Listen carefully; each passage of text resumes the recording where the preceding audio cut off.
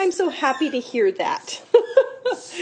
I started questioning whether that had been triggering for you. And I know you said that I was, kind when I was talking about it, and that I didn't trigger you, but it is a triggering conversation when that's your reality. And for me too, I've done a lot of work around it.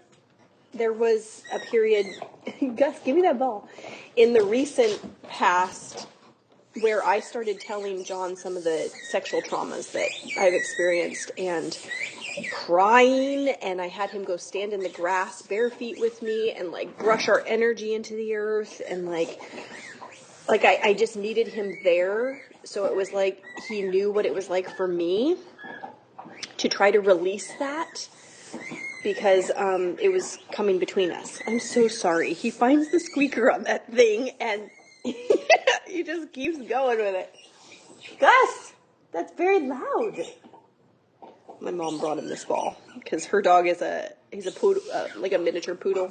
Not super miniature, but he's a small poodle, and it's too big for his mouth. So here we are. Oh, now he lost it under the chair. We might have a couple minutes of silence. So anyway, I don't know. You know how I do think we should put a disclaimer, but you know how sometimes it's like overkill, the way that people disclaim things? I don't think it's a bad thing to be triggered. And maybe we should talk about that too.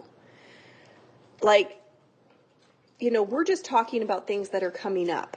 But because we are doing a podcast that is spiritual in nature, it's not just us. We are the channel from which Source is bringing things through that our audience needs to hear.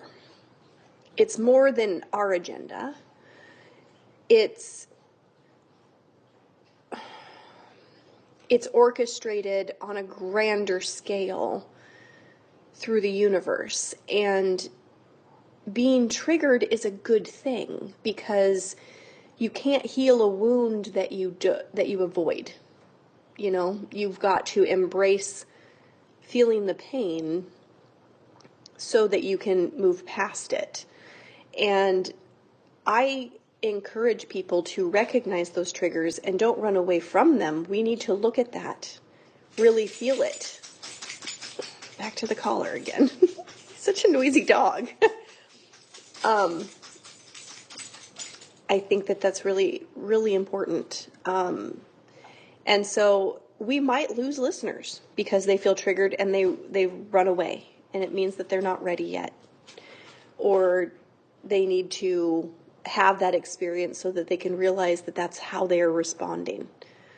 But I think for our audience in particular, if we talk about this and we catch it fairly early, and they recognize that there's going to be things that we bring up that are opportunities for growth and healing for them, then they can start recognizing those things as they're listening when they do feel it coming up.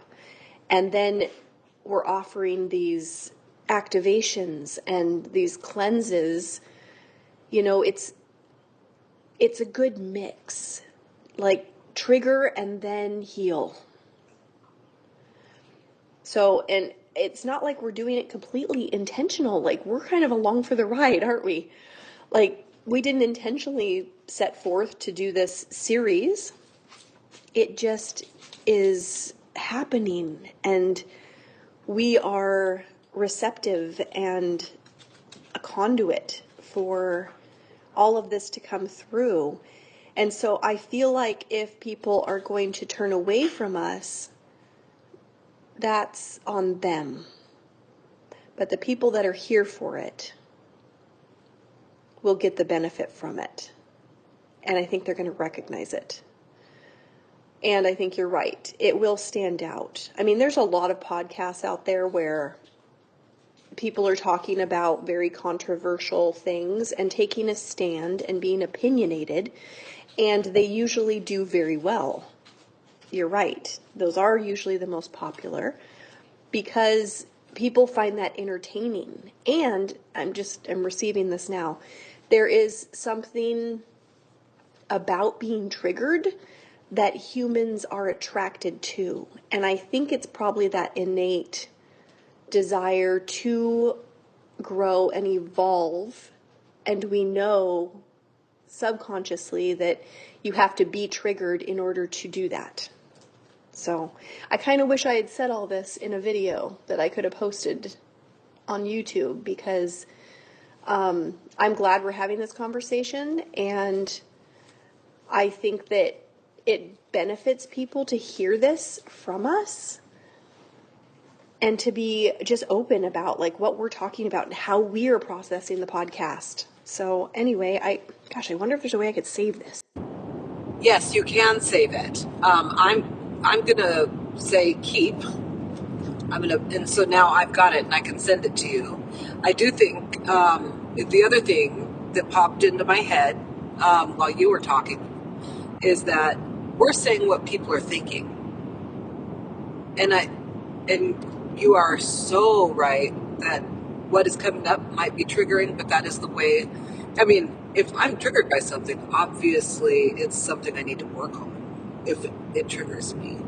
Typically, people can talk about almost anything around me, and I'm not triggered by it. I think partly, and I think that you get it, and this is probably why you became a psychologist, is I could tell you probably details about things that have happened to me, and you don't take it on. In your mind, you think, oh my gosh, I'm sorry she had to go through that. Or you can imagine yourself in the situation without taking on the trauma and understanding why one is has developed in the way they have in a lifetime with what they've been given. That's one of my favorite things about doing hair is I love to interview people. I love to ask them questions. It's funny because in front of the camera I get nervous and I'm like, just tell me everything. But I can ask way more pointed questions, and what I should have done is write questions down to ask. So yeah, I think that you are exactly right. Triggering people is the key. Because if we're just saying pretty little words that are tickling people's ears, they're not going to learn or get anything out of it. So I love that we can. What I think that I'm just so relieved that you and I are so on the same page. And like you said before, we need to be able to feel safe and transparent with one another, and we do. Like, I was able to tell you that this morning, and you could reassure me, oh no, this isn't just you, this is both of us, and we're both expressing these things, and this is okay. And thank you for that. I just can't tell you how much that means to me, because this is exactly what I was looking for when I thought about promoting this gift. And you have so many gifts that we need to really promote as well, because this would not work without you. So thank you so much.